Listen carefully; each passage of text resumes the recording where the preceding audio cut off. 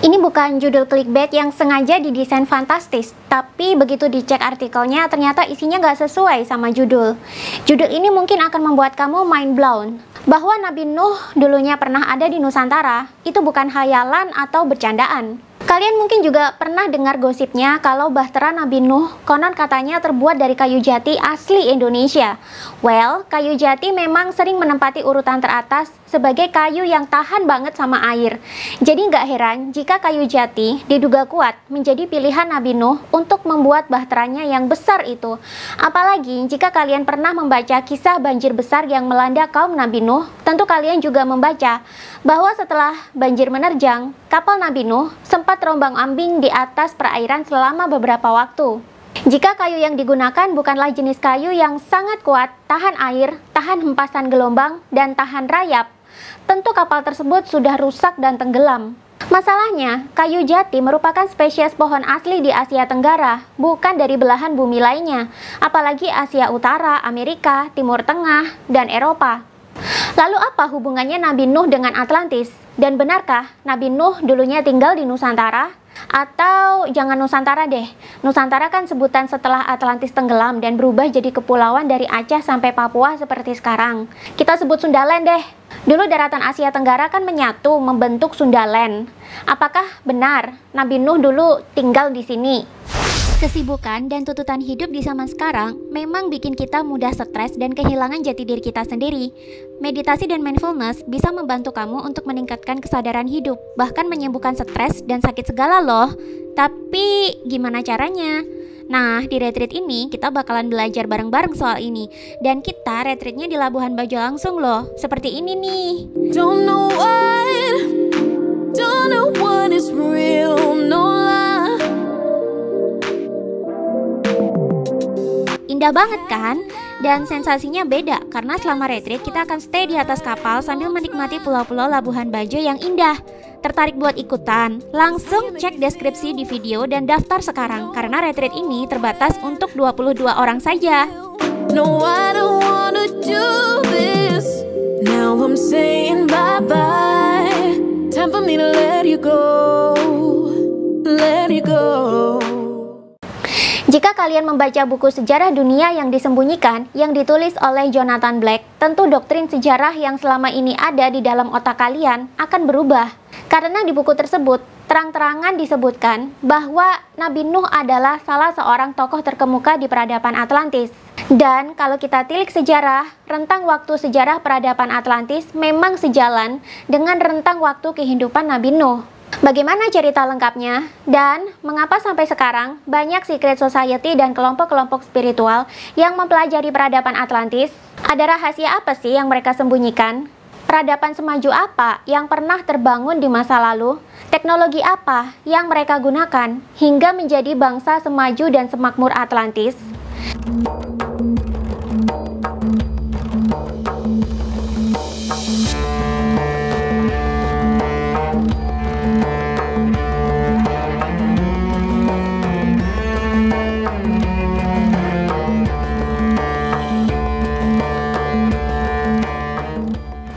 Dalam buku sejarah dunia yang disembunyikan disebutkan, menurut catatan Platonis, pendeta-pendeta di Mesir pernah menceritakan kepada Solon. Solon ini adalah seorang negarawan dan pengacara dari generasi kakek buyut Plato tentang sebuah pulau besar di Atlantik yang telah hancur kira-kira 9.600 tahun sebelum Masehi. Atlantik yang dimaksud di sini bukanlah Samudra Atlantik yang sekarang. Era Plato menggunakan sebutan Atlantik untuk mendeskripsikan samudra yang luas. Jadi, apapun nama samudranya sekarang, dulu disebut sebagai Atlantik. Kisah peradaban di atas Atlantik itu ditemukan oleh Dewa Poseidon dan ditinggali oleh keturunan-keturunan dari pasangannya, yakni Dewi Kleito. Atlantis juga menguasai beberapa pulau kecil di sekitar situ. Total ada 10 pulau dengan satu pulau berukuran paling besar dan paling indah. Pulau ini memiliki bukit besar di tengahnya dan menjadi tempat tinggal Dewi Kleito. 2 buah sungai mengalir di atas pulau ini, satunya berair panas dan satunya berair dingin. Poseidon juga membangun kanal di sekeliling bukit tersebut, supaya bisa memiliki Kleito sendirian. Peradaban Atlantis merupakan peradaban yang maju dan sangat makmur. Tanahnya subur, banyak ditumbuhi buah-buahan tropis dan sayur mayur bergizi. Hewan ternak beragam spesies juga tumbuh dengan cepat dan gemuk-gemuk. Hewan liarnya juga beragam bentuk, corak, dan bisa hidup berdampingan dengan peradaban manusia kala itu. Tidak ada gambaran hidup susah di Atlantis. Tanah Atlantis juga menghasilkan beragam logam mulia seperti emas, perak, dan juga ada orichalcum yang dipakai untuk perabotan dan penghias rumah penduduk. Atlantis memiliki 10 raja yang masing-masing memerintah kerajaan mereka sendiri-sendiri di pulau masing-masing. Namun, 9 raja ini hanya tunduk pada satu raja yang paling agung yang memerintah dari pulau terbesar. Sistem pemerintahannya mungkin mirip dengan sistem negara bagian di zaman sekarang. Tak hanya makmur secara sumber daya alam, penduduk Atlantis juga hidup dalam harmoni dan teknologi yang memukau. Profesor Arisio Santos pernah meneliti, di zaman ini Atlantis bahkan telah menerapkan teknologi UFO, teleportase, dan kemampuan telepati. Kehidupan Atlantis nyaris tanpa celah. Hidup di sana sangatlah indah, damai, dan makmur. Pemandangan alamnya juga sangat indah hingga membuat betah siapapun. Sehingga pada suatu saat, mereka, yakni kaum Atlantis itu tadi, merasa tidak betah dengan kehidupan yang serba baik. Mereka bosan dengan segala ketertiban, kemudahan, dan kemakmuran tersebut. Lalu, mereka mulai mencoba berbuat kerusakan. Pada saat itu, Nabi Nuh telah dikenal sebagai seorang pria yang bijaksana di Atlantis. Ia mencoba menegur bangsanya untuk kembali kepada jalan yang benar. Namun teguran Nabi Nuh ini tidak pernah diindahkan oleh bangsanya, hingga suatu saat Nabi Nuh mendapatkan firasat dan wahyu bahwa akan terjadi sebuah bencana yang sangat besar yang bisa saja menenggelamkan bangsanya. Nabi Nuh kemudian mengajak untuk membuat kapal super besar yang bisa menampung banyak keluarga, hewan ternak, hewan liar, dan tumbuh-tumbuhan. Maksudnya, jika bencana tersebut benar-benar terjadi, Nabi Nuh dan orang-orang yang selamat masih punya perbekalan untuk memulai hidup baru di tempat yang lebih aman. Namun, ajakan Nabi Nuh ini hanya mendapatkan tertawaan. Buat apa capek-capek membuat kapal untuk mengungsi? Bukankah Atlantis sudah memiliki semua yang diperlukan untuk hidup?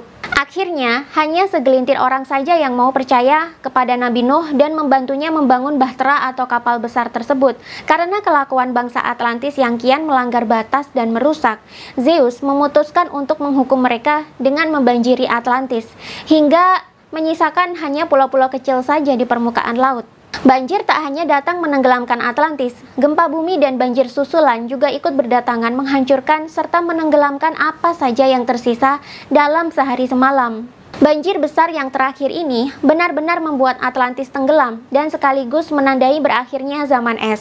Dalam catatan Plato dan Alkitab disebutkan bahwa banjir besar ini telah memusnahkan sebagian besar umat manusia karena ras manusia telah berkembang ke arah yang salah. Nabi Nuh yang berhasil menyelamatkan sebagian kecil bangsa Atlantis berikut hewan dan tumbuh-tumbuhan apa saja yang bisa terangkut, juga terpaksa terombang-ambing di atas perairan selama beberapa waktu menunggu rangkaian bencana banjir, tsunami, dan gempa bumi tersebut berakhir dan mereka bisa keluar dari bahtera dengan selamat. Hanya ada satu jenis hewan yang tidak ikut terangkut ke dalam bahtera Nabi Nuh, yakni unicorn.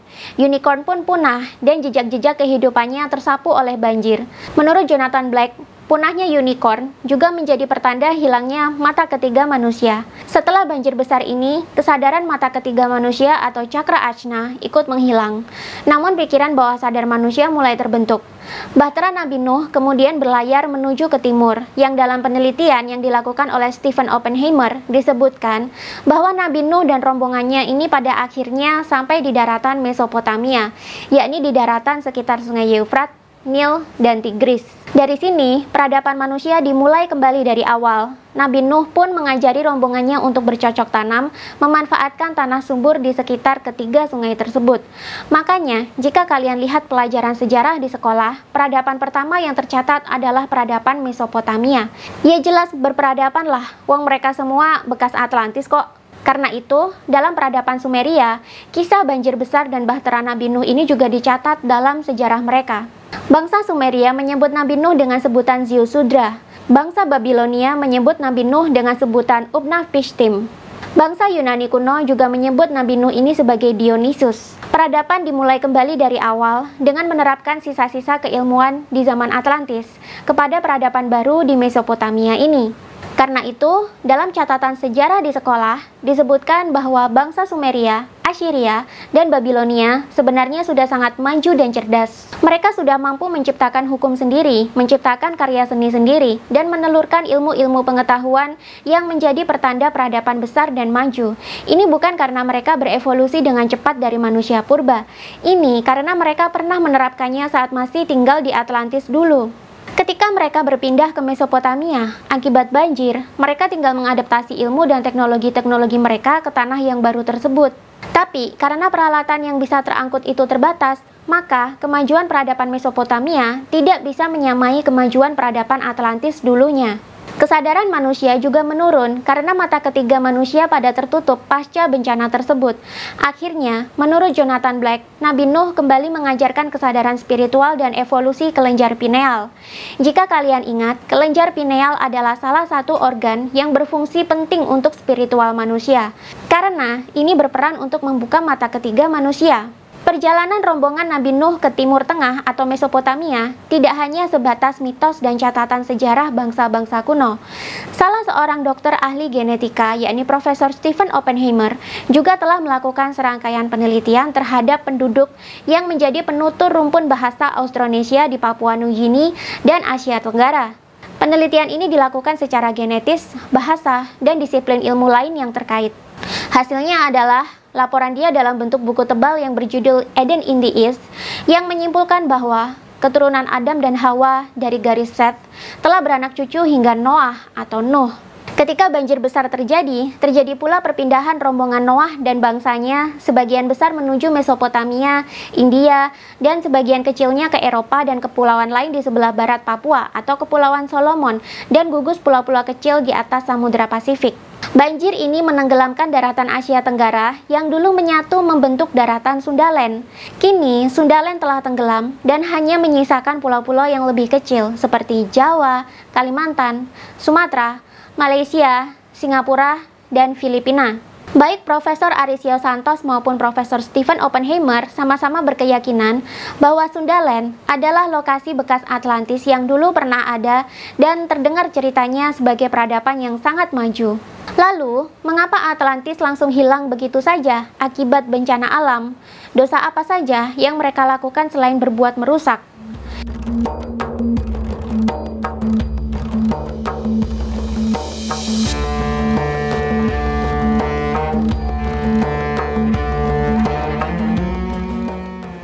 Dulunya, bangsa Atlantis hidup dengan memadukan unsur spiritual dan ilmu pengetahuan.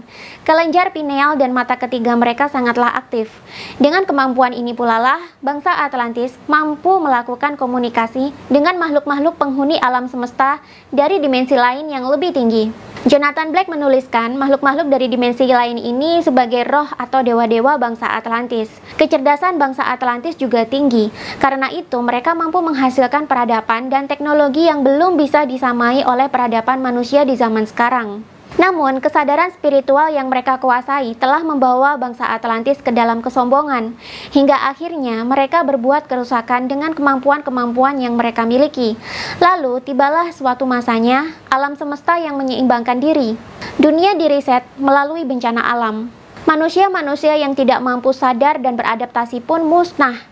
Manusia yang bisa sadar dan mampu beradaptasi, mereka bertahan dan menyelamatkan diri keluar dari benua Atlantis untuk mencari tempat yang lebih tinggi.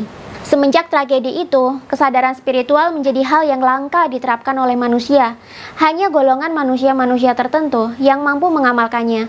Bagi manusia yang baik kepribadiannya, kemampuan spiritual digunakan untuk kebaikan pula.